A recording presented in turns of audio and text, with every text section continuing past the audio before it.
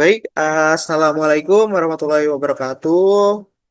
Perkenalkan, nama saya Elvano Anggara Pratama Putra, perwakilan dari kelompok Wima. Di sini kami akan mempresentasikan penerapan algoritma Cummins untuk clustering bunga iris. Di sini kami beranggotakan 3 orang, dengan saya sendiri, Elvano Anggara Pratama Putra, dengan NIM 3101, 2302, 3781, dan teman saya Septio Dwi Aswanto dengan NIM 3101, 2302, 3781, dan yang terakhir Muhammad Rizky dengan NIM 3101, 2302, 3783. Baik, di sini latar belakang Iris Flower Dataset merupakan salah satu dataset paling terkenal dalam bidang data mining dan machine learning. Dataset ini diperkenalkan oleh Ronald A. Fisher pada tahun 1936 melalui penelitian tentang klasifikasi spesies bunga iris. Dataset ini berisi 150 data bunga iris yang terdiri dari 3 spesies. Yang pertama adalah Iris sentosa, Iris versicolor, dan Iris virginisia. Setiap data memiliki 4 atribut morfologi, yaitu spike, spal white, petal light, dan petal white. Permasalahan yang kami angkat untuk laporan ini adalah yang pertama, identifikasi spesies bunga secara manual membutuhkan pengamatan oleh ahli botani. Kemudian waktu yang relatif lama serta membutuhkan ketelitian yang tinggi. Proses tersebut menjadi kurang efisien apabila jumlah data yang dianalisis sangat banyak. Diperlukan metode yang mampu mengelompokkan data secara otomatis berdasarkan kemiripan karakteristik tanpa bergantung pada label spesies. Untuk solusi yang kami tawarkan adalah pertama, data mining menyediakan teknik untuk menemukan pola dari data dalam sebentar pola dari data dalam jumlah besar. Salah satu tekniknya adalah clustering, yaitu proses mengelompokkan data berdasarkan tingkat kemiripan. Algoritma Cummins dipilih karena sederhana dan mudah diterapkan, efisien untuk data numerik, ganggu, mampu menghasilkan kelompok klaster yang representatif. Selanjutnya, tujuan penerapan Cummins. Yang pertama adalah mengelompokkan data bunga iris berdasarkan kemiripan atribut morfologi tanpa menggunakan label spesies. Kemudian menganalisis karakteristik setiap klaster berdasarkan nilai sentroid, mengetahui sejauh mana hasil klaster terbentuk dapat merepresentasikan 3 kategori ukuran morfologi kelompok bunga iris, yaitu kelompok besar, kelompok sedang, dan kelompok kecil. Manfaat penelitian membuktikan bahwa algoritma Cummins mampu menemukan pola pengelompokan secara otomatis, memberikan pemahaman mengenai penerapan teknik clustering pada dataset numerik, kemudian menjadi contoh implementasi data mining dalam proses analisis dan pengelompokan data. Selanjutnya adalah rumusan masalah. Yang pertama adalah bagaimana algoritma Cummins clustering dapat mengelompokkan data bunga iris berdasarkan atribut morfologi, yaitu sepal white, spal length, petal length, dan petal white, tanpa menggunakan label spesies. Yang berikutnya adalah sejauh mana hasil klaster yang terbentuk dapat merepresentasikan 3 kategori ukuran morfologi kelopak bunga iris, yaitu kelopak besar, kelopak sedang, dan kelopak kecil. Yang berikutnya adalah bagaimana karakteristik setiap klaster yang terbentuk berdasarkan nilai sentroid dari masing-masing atribut morfologi. Berikutnya deskripsi dataset. Dataset yang kami gunakan adalah Iris Flower Dataset. Dataset ini kami peroleh dari website Kaggle. Dataset ini diperkenalkan oleh Ronald A. Fisher pada tahun 1936, terdiri dari 150 data bunga iris. Setiap bunga memiliki 50 data. memiliki 4 atribut numerik dan satu label spesies. Data terbagi menjadi 3 spesies. Keterangan seperti itu, jumlah data ada 150, jumlah fitur 4, label 1, jumlah spesial ada 3. Untuk format filenya adalah CSV, sumbernya dari Kaggle. Selanjutnya, atribut yang digunakan atau deskripsi atribut. Yang pertama adalah spalek, yaitu panjang kelopak luar bunga. Yang berikutnya adalah sepal wide, lebar kelopak luar bunga. Berikutnya petal length, yaitu panjang mahkota bunga. Berikutnya adalah petal wide, lebar mahkota bunga. Untuk atribut spesies, ini tidak digunakan sebagai input clustering. Selanjutnya, proses pembersihan data atau data cleaning. Sebelum dilakukan proses clustering menggunakan algoritma K-means, dataset tersebut melalui tahap cleaning untuk memastikan kualitas data dan menyiapkan data agar sesuai untuk proses analisis. Tahapan data cleaning di sini kami menggunakan Excel. Tahapan pertama adalah pemeriksaan missing value. Berikutnya adalah pemeriksaan data duplikat. Dan berikutnya adalah normalisasi data. Untuk proses ini mungkin nanti akan dijelaskan oleh teman saya Muhammad Rizky.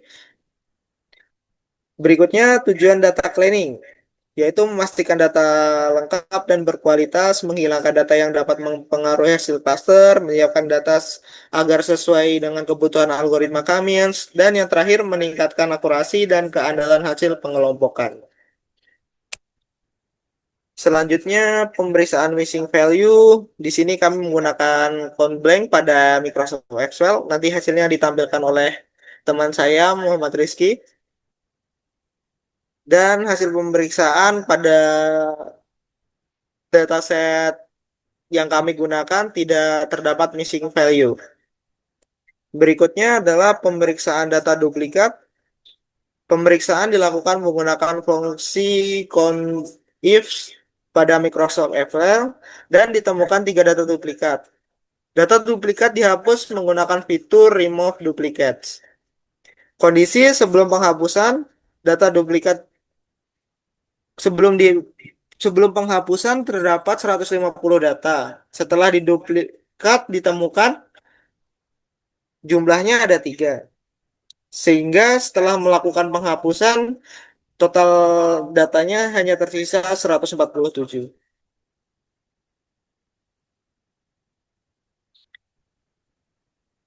Berikutnya adalah normalisasi data. Setelah proses cleaning selesai, dilakukan normalisasi data menggunakan metode min-max normalization agar seluruh atribut memiliki skala yang sama. Rumus min-max normalization sebagai berikut. V min A max A dikurang min A. Tujuan normalisasi adalah mengubah setiap nilai atribut ke rentang 0 sampai 1, menyamakan skala seluruh atribut numerik, menghindari atribut dengan rentang nilai besar mendominasi perhitungan jarak. Euclidean pada algoritma K-means. Contoh hasil normalisasi data pertama. Atribut sepalek nilai aslinya 5,1 setelah dinormalisasi menjadi 0,222. Berikutnya adalah sepal wide 3,5 setelah normalisasi jadi 0,625. Dan 2 atribut terakhir juga berubah menjadi ke rentang 0 sampai 1. Selanjutnya adalah algoritma Karmin clustering. Di sini algoritma Karmin clustering merupakan algoritma unsupervised learning yang digunakan untuk mengelompokkan data ke dalam beberapa klaster berdasarkan tingkat kemiripan karakteristik data. Algoritma ini bekerja secara iteratif dengan menghitung jarak setiap data terhadap sentroid. Kemudian memperbarui posisi sentroid hingga hasil klaster tidak lagi berubah atau konvergen. Karakteristik algoritma K-means yaitu tipe pembelajaran unsupervised learning jenis tugasnya untuk clustering atau pengelompokan data, ukuran jaraknya menggunakan Euclidean distance, untuk input data numerik yang telah dinormalisasi, dan untuk outputnya adalah nilai cluster beserta centroid masing-masing. Penentuan jumlah cluster. Pada penelitian ini, jumlah cluster ditetapkan sebanyak 3 cluster. Penentuan nilai K dilakukan berdasarkan tujuan pengelompokan morfologi ukuran kelompok bunga iris ke dalam 3 kategori, yaitu kelopak kecil, kelopak sedang, dan kelopak besar. Nilai K dipilih oleh peneliti berdasarkan asumsi domain botani bahwa ukuran kelopak bunga iris dapat dibedakan secara natural ke dalam 3 kelompok ukuran tanpa mengacu pada label spesies yang telah diketahui sebelumnya. Alasan memilih K3 yang pertama adalah ukuran kelopak bunga iris dapat dikelompokkan secara natural ke dalam 3 kategori ukuran, yaitu besar, sedang, dan kecil. Yang kedua, penentuan nilai K dilakukan langsung oleh peneliti, bukan menggunakan elbow method. Yang ketiga adalah memudahkan proses analisis dan interpretasi hasil clustering berdasarkan karakteristik morfologi kelompok bunga. Berikutnya adalah perhitungan manual Cummins dan Orange. Demo di Microsoft Excel akan dilakukan oleh teman saya Muhammad Rizky, dan untuk aplikasi Orange akan ditampilkan oleh teman saya Septio Dwi Aswanto. Pada tahap ini akan ditampilkan secara langsung menggunakan Microsoft Excel dan aplikasi Orange. Untuk waktu dan tempat, saya persilahkan kepada Muhammad Rizky.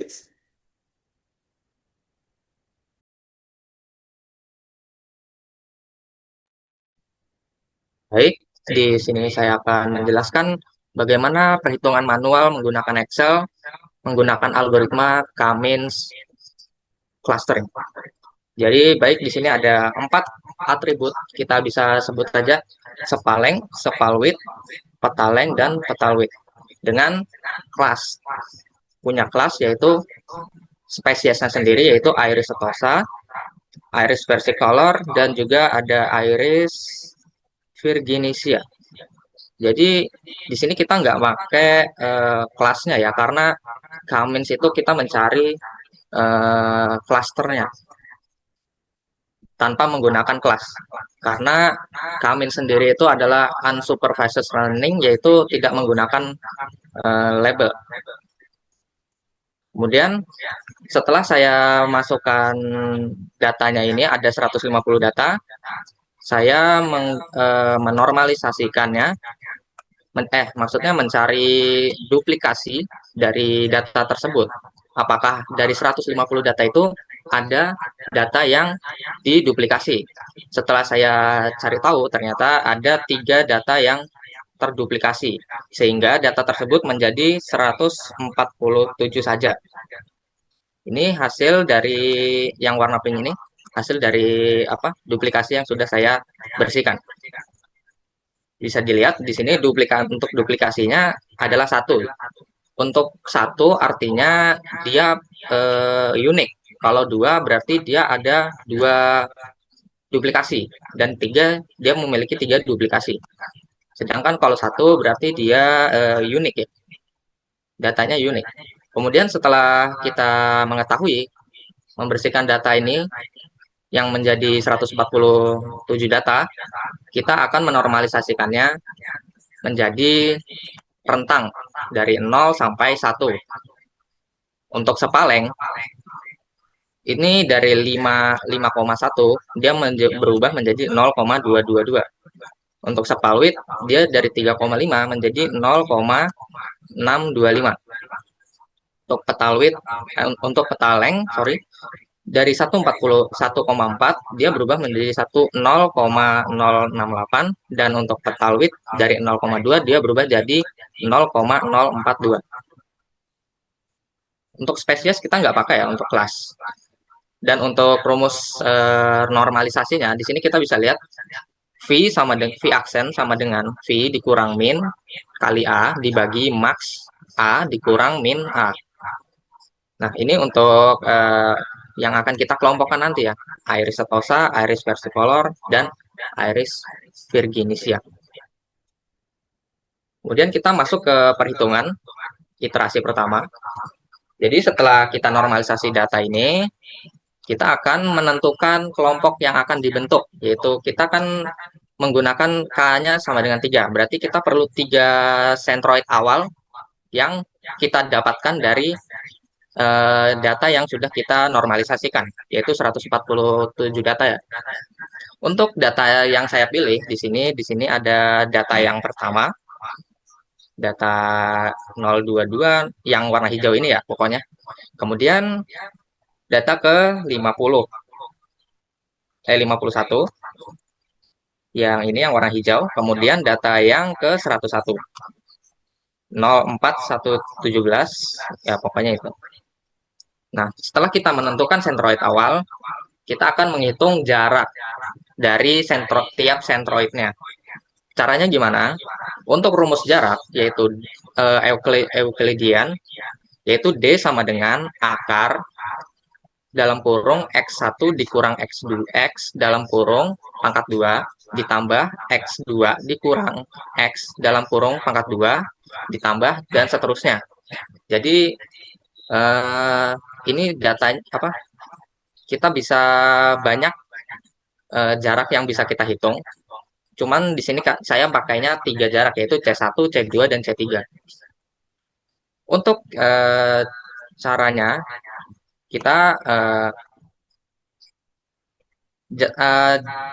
C1, kita mencari C1 ya. Cara mencari C1 adalah data pertama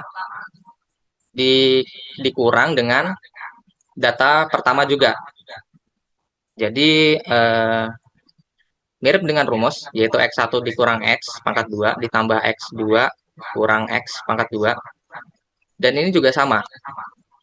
Untuk hasilnya, di C1 ini, dia hasilnya 0 karena dia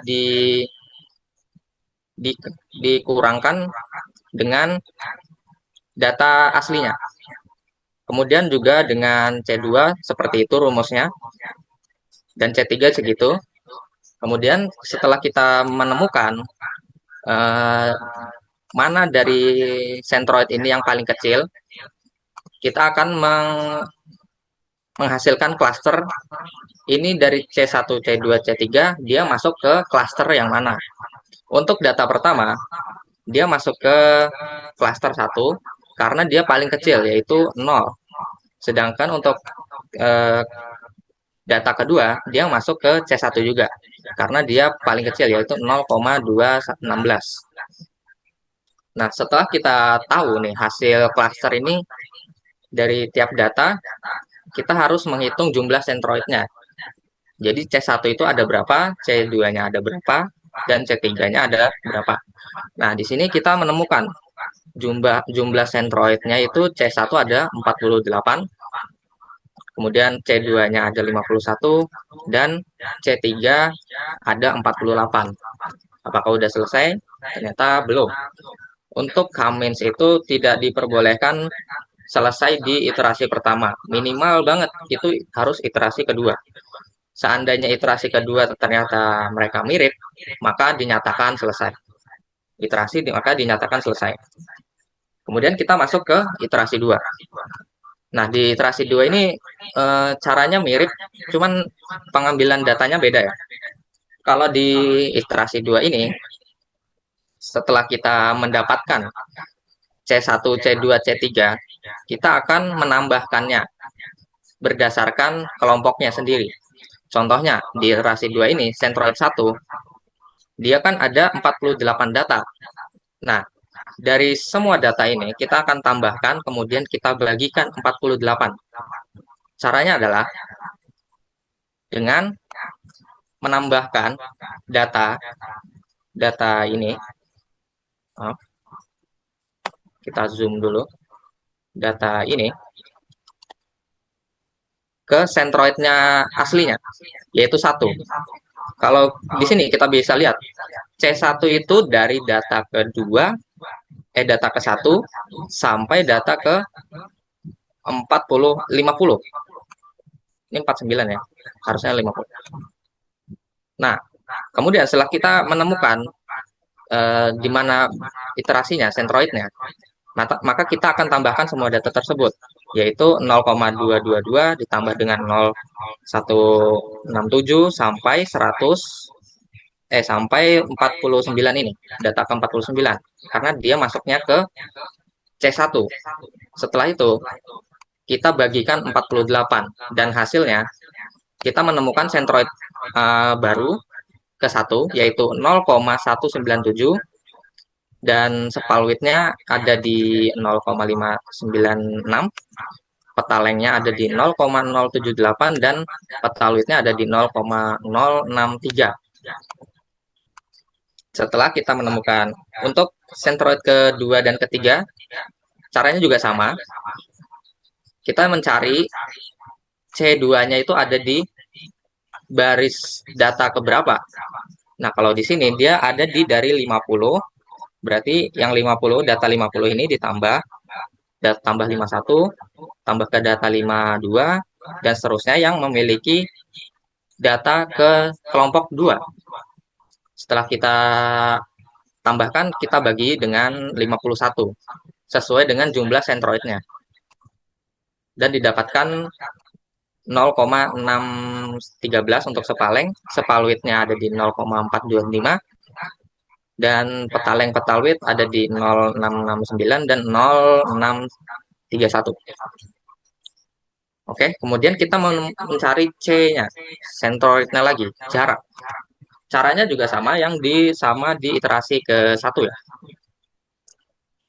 Karena caranya sama, kita akan skip aja karena sama.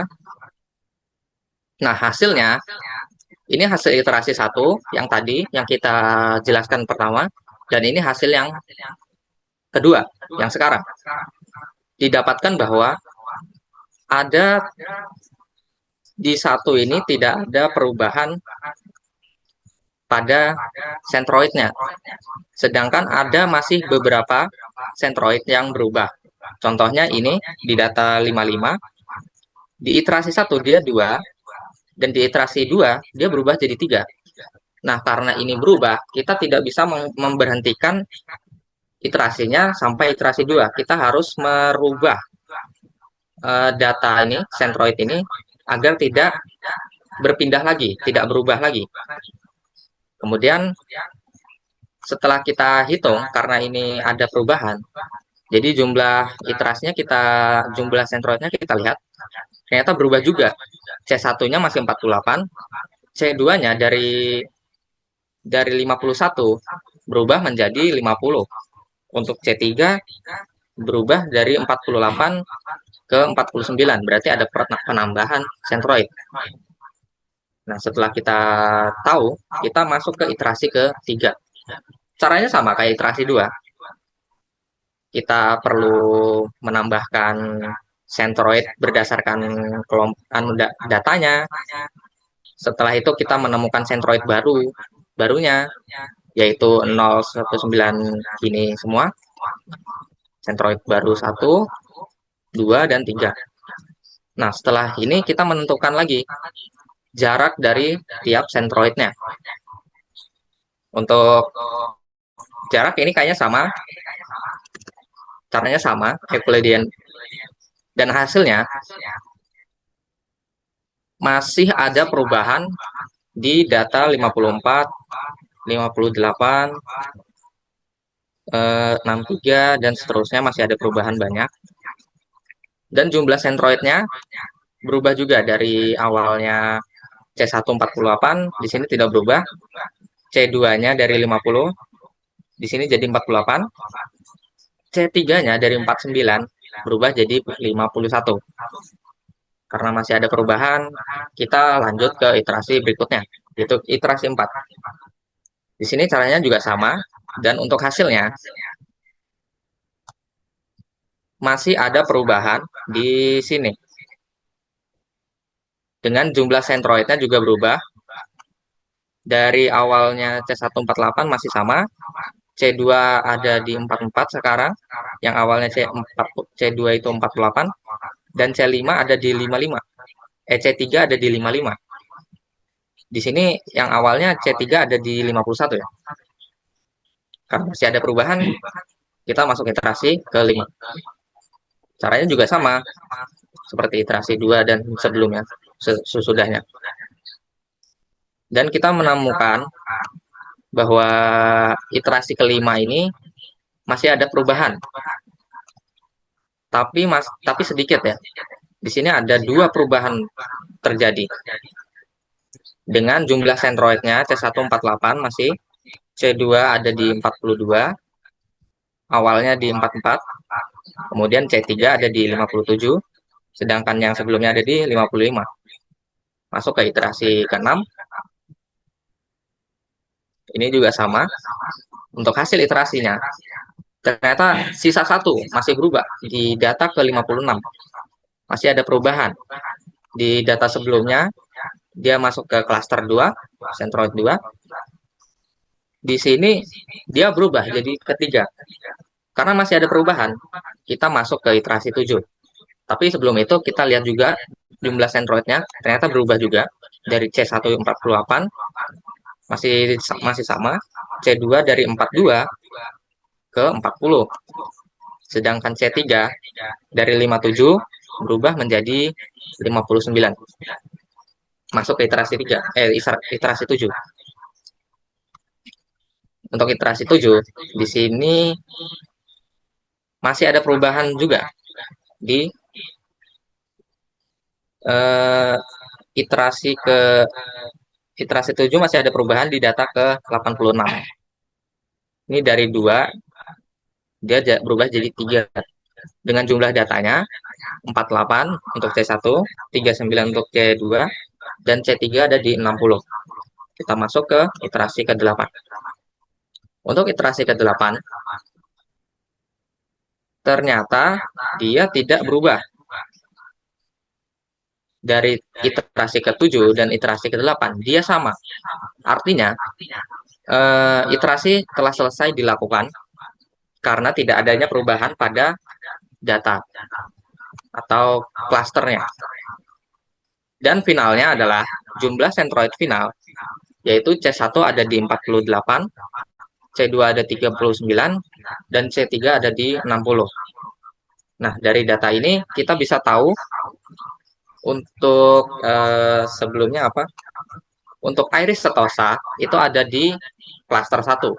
Sedangkan di iris versicolor itu ada di versi cluster 2, dan iris virginisia ada di uh, cluster 3. Kemudian kita menghitung DBI-nya.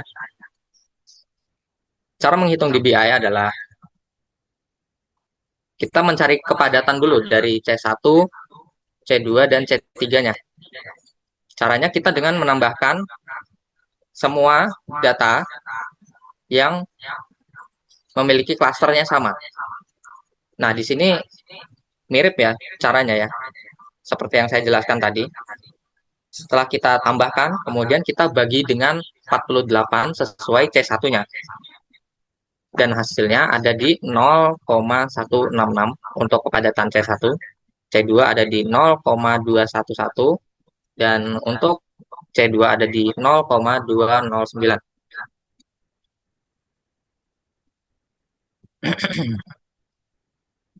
Kemudian setelah itu, jarak tiap sentroid kita hitung juga. Untuk C1 ke C1 hasilnya 0, karena dia dibagi dengan datanya sendiri.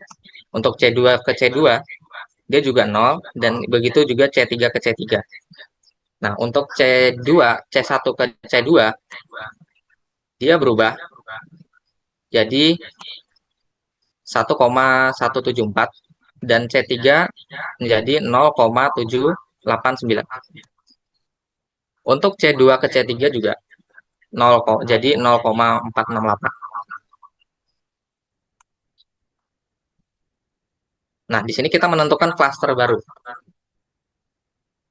Untuk Sepaleng C1 itu ada di 0,197, Sepalwit ada di 0,596, dan petal length ada di 0,078 dan petal width ada di 0,63. Itu untuk centroid 1. Untuk centroid 2 dan seterusnya juga begitu ya.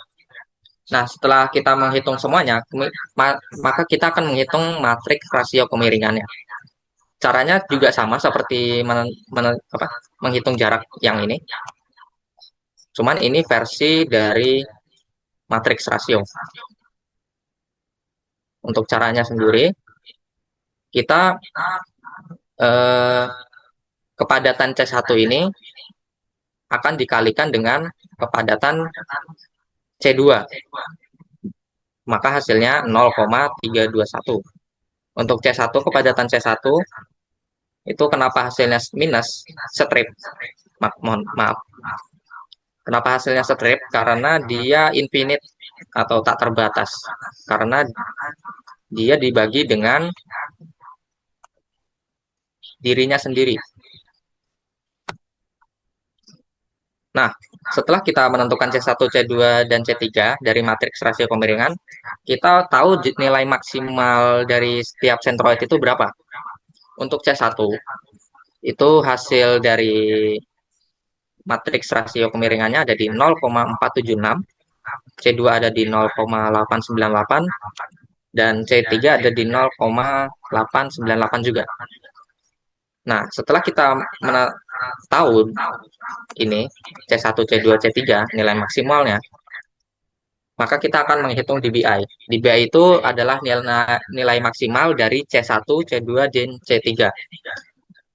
Ini kita akan tambahkan C1 berapa, C2-nya berapa, dan C3-nya berapa. Kemudian kita bagi dengan 3.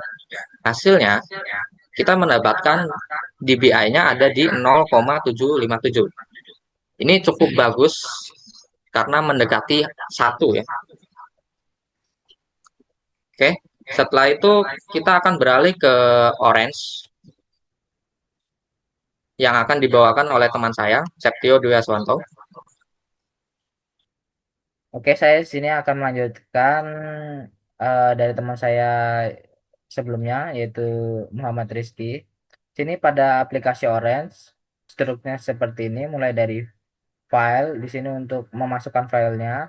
Sini saya memasukkan file yang sudah dibersihkan atau sudah dibersihkan dari duplikat dan dinormalisasi.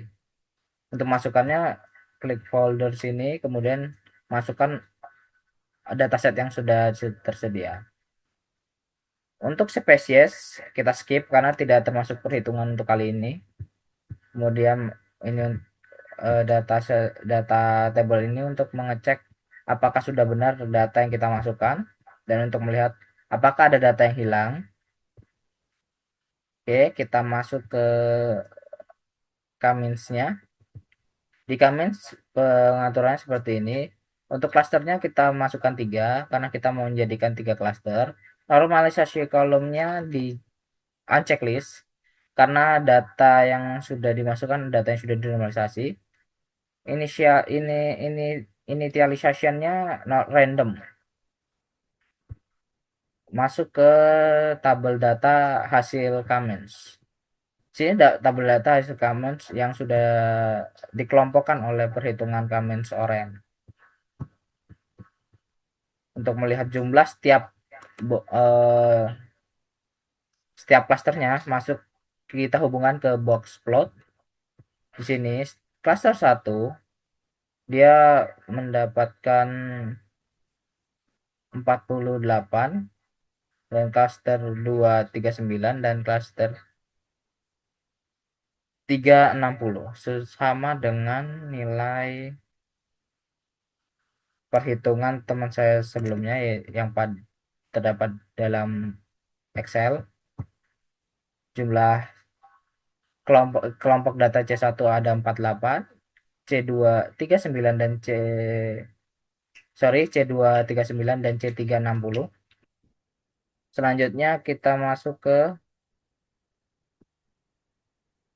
secret plot. Di sini untuk melihat apakah datanya mengumpul jadi satu tempat atau saling bercampur. Terlihat dari data mereka tidak saling bercampur, jadi termasuk baik. Kemudian kita ke DBI. Di DBI tidak ada di orange, jadi saya menggunakan Python script. Setelah masukkan script di atas ini, dia akan menghasilkan DBI-nya dengan nilai 0,7575. Sama dengan perhitungan teman saya, yaitu DBI-nya dengan nilai 0,757. Kita langsung masuk ke PPT lagi, PowerPoint, dan saya akan menyampaikan kesimpulan dari penyampaian kami. Kesimpulannya, algoritma K-means clustering berhasil mengelompokkan 147 data iris menjadi 3 klaster berdasarkan ukuran morfologi kelopak bunga. Penentuan jumlah klaster yang K-nya sebanyak 3 sesuai dengan tujuan penelitian dan menghasilkan pengelompokan yang jelas. Proses clustering mencapai kondisi konvergen pada iterasi ke-8, ditandai dengan tidak adanya perubahan nilai sentroid yang terjadi pada iterasi 7 ke 8. Hasil evaluasi menggunakan DBI memperoleh nilai 0,7575 kurang dari 1 sehingga kualitas clustering termasuk baik. Atribut petal length dan petal width menjadi fitur yang paling berpengaruh dalam membedakan setiap klaster. Sekian yang bisa kami sampaikan. Salah ucap dan salah kata kami ucapkan. Sekian yang bisa kami sampaikan. Assalamualaikum warahmatullahi wabarakatuh.